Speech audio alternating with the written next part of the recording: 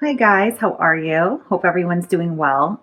So today I am going to be doing a video about my Fisher and Paykel stove.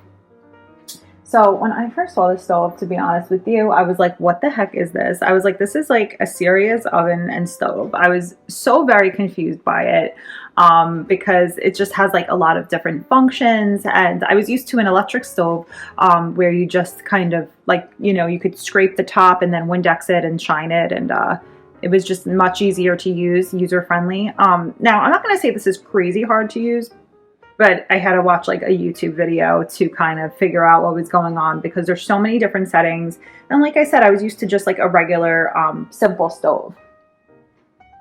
So the top has these 6 burners all together. So 2 on this side, 2 on that side, 2 in the middle. Comes with this, which I actually like because you could like rest pots and pans and stuff like that on top of it and kind of keep it warm.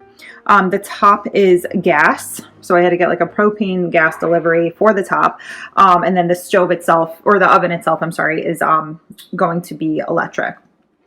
And it has like all these knobs. So like this is actually for this is for the oven. So there's different settings. I highly recommend if you have this stove watching a YouTube video for it. So it obviously has the time on it, but if you want to turn on the oven, you would turn it this way and you could start putting on like different settings. And if the up and down buttons adjust the temperature. So obviously up makes the temperature go up, down, the down arrow makes the temperature go down. These knobs are all for the top of the stove. And then it has the warmer drawer knob here for each one. So these are the bottom. These are at the bottom. These are warmer drawers. So like say you make a dish and it's hot and you just want to keep it warm. You would put it in here. So these warmer drawers are not for someone that's just, trying to reheat something. You don't reheat it with the warmer drawers. They have to already be hot. And then you can just keep it warm in there. So, like I said, there's a whole bunch of different functions. To clean it, I use a stainless steel cleaner and I actually have to like lift these up. We have like some broccoli and spinach. I felt it was cooking and I kind of made a mess here.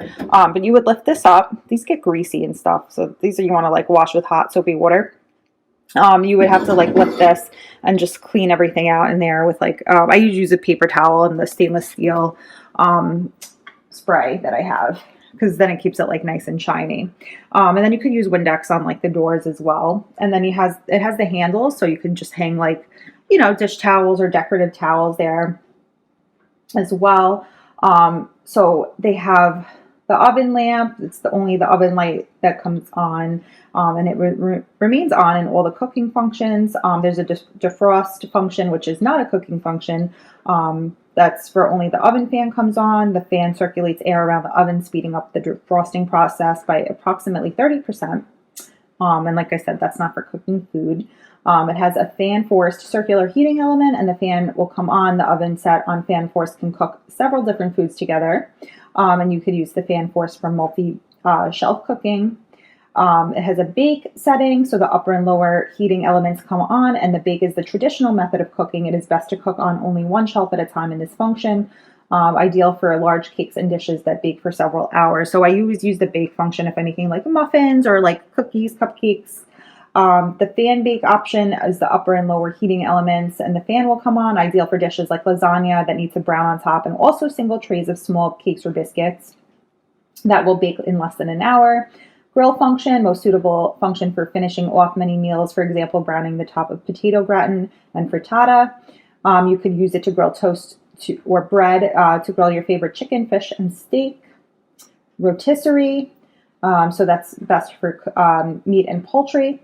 And then we do have a self-clean option. So the oven heats to a high temperature, reducing food residue to a fine ash that can be wiped out with a damp cloth. I use a damp cloth or like an oven cleaner for that. And then it's pretty easy to, this is like for one of the burners. Just want to show you guys. So it's high or low. So, or like medium. And let me tell you, going from an electric oven and stove to this, everything cooks faster. Like the top, oh my gosh, like I didn't realize how quickly, like my eggs cook in like 2 minutes, and I like accidentally like, you know, left them in the pan for too long because I wasn't used to it at first, and I burnt like the spatula, and it just takes some getting used to because everything cooks fast. You're boiling, you know, you're gonna boil some water. Oh my gosh, your whole pot will be boiled in like less than 10 minutes. It's awesome because everything cooks fast, and that's good for me because, you know, I don't always have a lot of time. I have 2 kids, and you know, I kind of know how it is. And these are the different functions. So they all have different settings. You could look up, they come with the user manual, tell you what each thing is. And then we have, you just want to make sure everything's off. Oh, and I have knob covers, by the way. I'll do another video on that because my son likes to go ahead and touch these knobs, and I'm always afraid he's going to like accidentally turn the oven on. Sorry, my oven's a little bit messy. I do have to do that self-clean option and scrape everything out and clean it, but this is what the inside looks like. I just want to show you guys. So it's definitely like a nice like chef's stove and oven, and you could get so much use out of it. The possibilities are endless. And if you like to cook and you like to, you know, something that's fast and efficient, I could not recommend this anymore. So guys, this was my video for my Fisher and Paykel oven.